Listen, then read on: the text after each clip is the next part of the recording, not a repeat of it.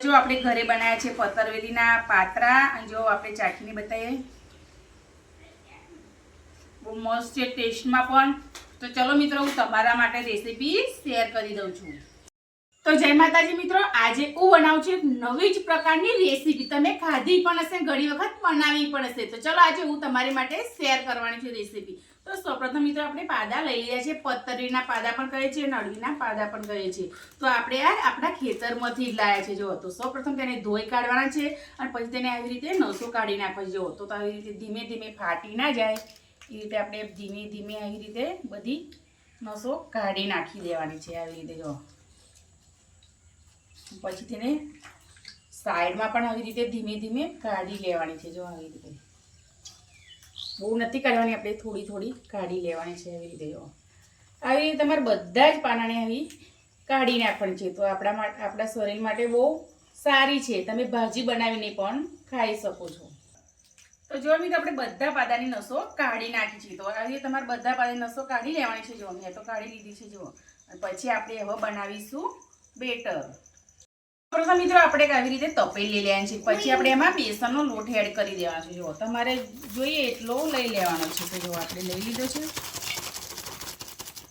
પછી આપણે એમાં નાખીશું થોડો બાજરીનો લોટ। આવી રીતે થોડો બાજરીનો લોટ નાખી દેવાનો છે।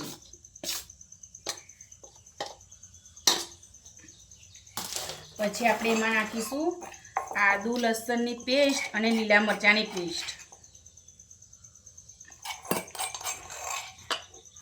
2 ચમચી।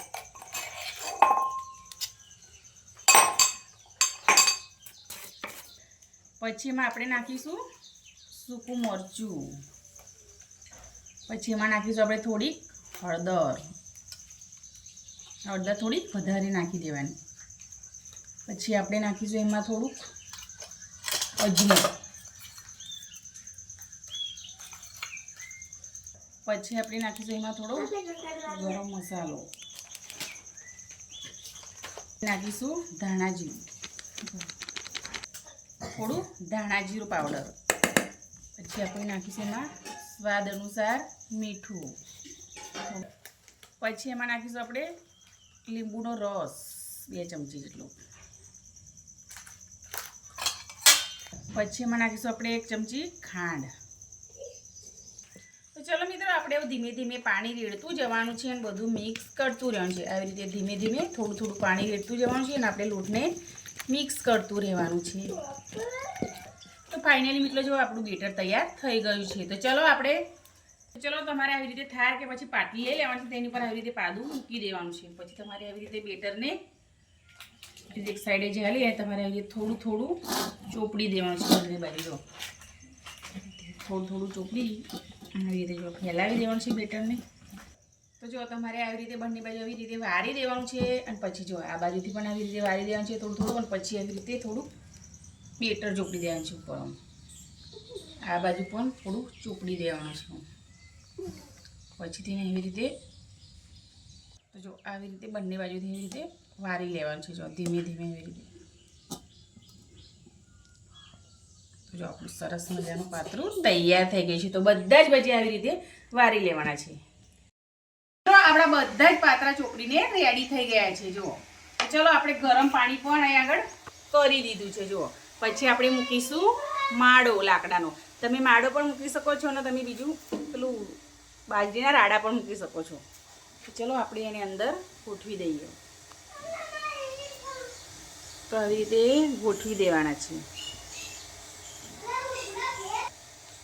આવી રીતે ગોઠવી દેવાના છે ધીમે ધીમે આમ લાઈનમાં।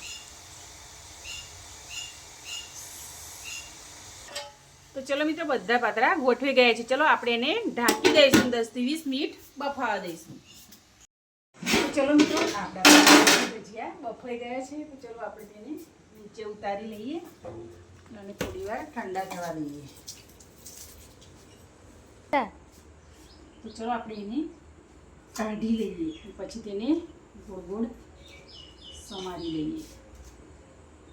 ગરમ છે તો ચલો મિત્રો આપણે બધા ભજીયા આવી રીતે કટિંગ કરી લઈએ। આવી રીતે કટિંગ કરી દેવાના છે। ગરમ છે ભજીયા એની અંદર જો આપણે પાતરા તો કટિંગ થઈ ગયા છે ને આપણે વઘાર કરવા પણ મૂકી દઈએ છીએ અને તેલ પણ ગરમ થઈ ગયું છે. ચલો આપણે એમાં નાખીશું થોડી રાઈ નાખી દઈશું. પછી એમાં આપણે નાખીશું જીરું. પછી એમાં નાખીશું થોડી મેથી. આપણે નાખી દઈશું રાઈ ફૂટી જાય એટલે પછી એમાં નાખીશું આપણે મીઠા લીમડાના પાંદડા. પછી એમાં નાખીશું તલ. તલને થોડી વાર શેકાવા દઈશું. તો ચાલો આપણે અંદર એડ કરીશું પાતરા. એડ કરી દઈશું. આવી રીતે મિક્સ કરવાના છે. પછી આવી રીતે મિક્સ કરશું તો ચાલો નીચે ઉતારીને તેને આવી રીતે મિક્સ કરી લઈએ. આવી રીતે મિક્સ થઈ જાય પછી અંદર ચમચાવતી ફેરવશું તો આપણા પાતરા ભાગી જશે. તો તમારે આવી રીતે મિક્સ કરી લેવાના છે. જો સરસ મજાના આપણા પાતરા મિક્સ થઈ ગયા છે. તો જો તમે જોઈ શકો છો કેટલા સરસ લાગે છે. તો જો આપણા પાતરા બનીને રેડી થઈ ગયા છે. તો અમારી રેસીપી કેવી લાગી હોય તો લાઈક, કોમેન્ટ ને શેર કરી દેજો.